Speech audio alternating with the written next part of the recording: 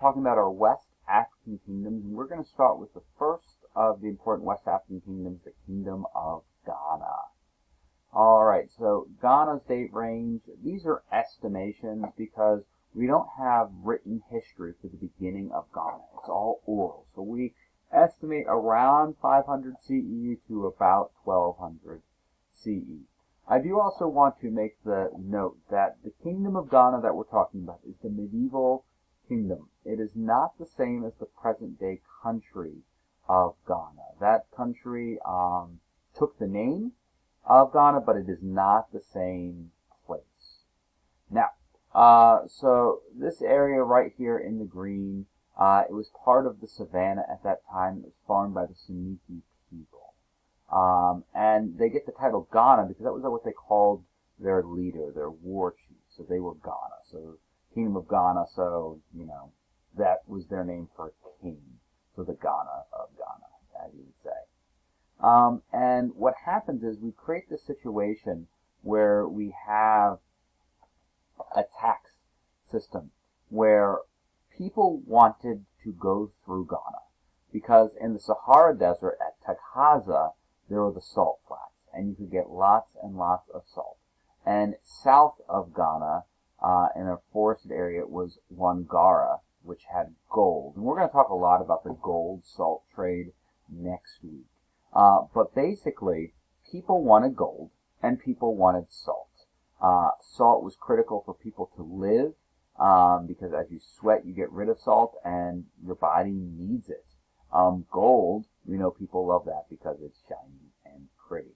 And so because we have this traveling through Ghana, the rulers would tax the travelers when they went in and then when they came back in, and this was going to create tremendous amounts of wealth for Ghana. So we see the gold salt trade is going to make Ghana very, very wealthy, even though they're really just the middlemen taxing in there. And as they would go and tax, they would go and be able to put that money into their military, which would allow them to control more land so that merchants went through more of their territory and they could receive more taxes. Their own little circle of awesome.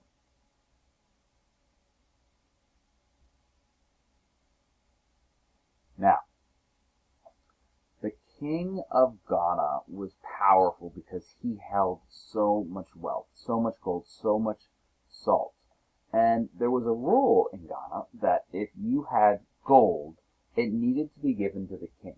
Now, this wasn't so that the king would steal all of your gold, because then people wouldn't want to go let the king know that they had it, right? You'd hide it. But what it was is the gold was used as currency, but it would be turned to gold dust to be able to be used as currency, because that's way easier. Imagine going and having like this big rock of gold, and you want to go buy, the latest PS5 game, and you're going to take a little hammer and chisel and break a little bit off and hope it's the right amount? No. So using scales, you would weigh out the correct amount of gold that was turned into dust. So you would give your gold to the king, and it would be ground down into dust, and you would receive that. Now, granted, the king would keep his cut, but then you had a useful currency. What was pretty cool was that salt was even used as a currency too. And what's going to be wild to you all is that salt was worth the same. You could use salt or gold, the same weight as your money. Now, the king, like I said, is going to command a huge army. This army is going to grow as the king receives more wealth so that he can control more territory, so that they can go and get more taxes. Now, the king of Ghana, or the Ghana of Ghana, as you would, he really was more of an emperor because there were sub-rulers throughout the regions.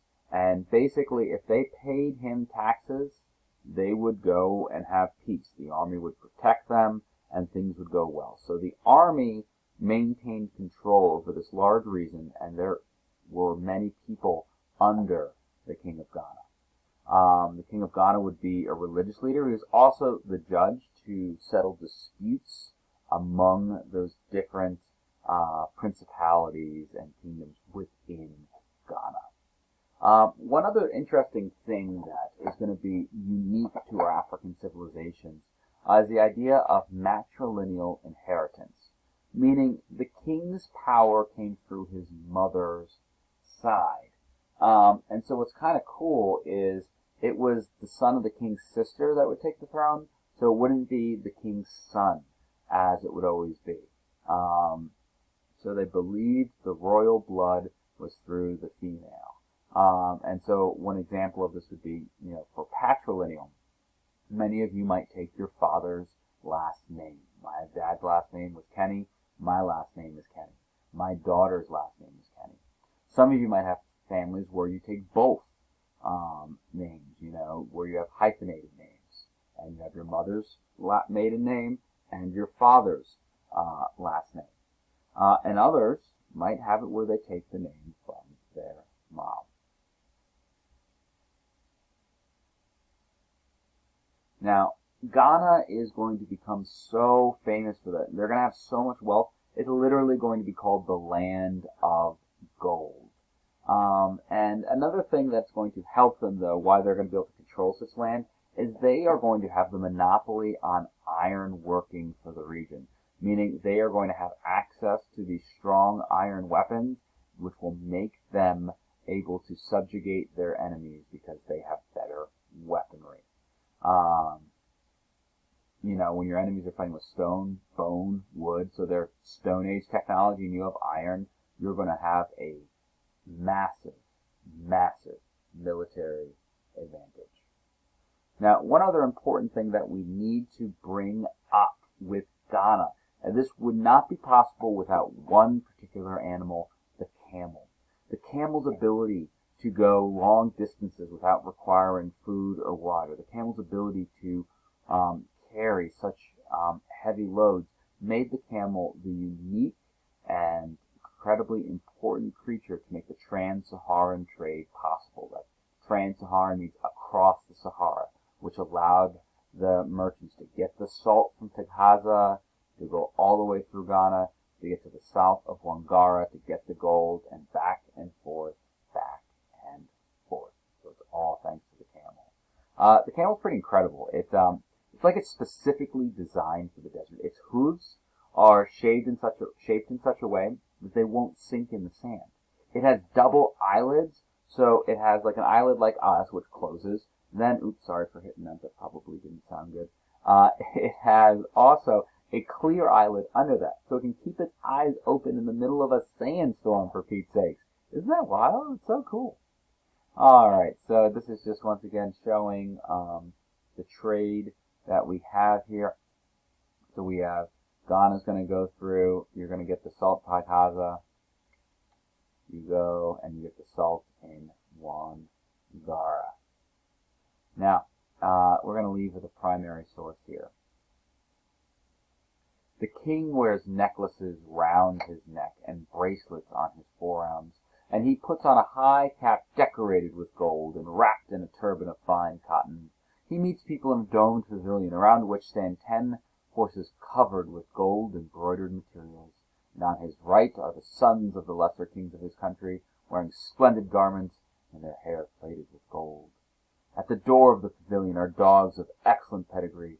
Round their necks they wear collars of gold and silver studded with a number of balls of the same metals. Say they had so much gold they decorated their animals with gold.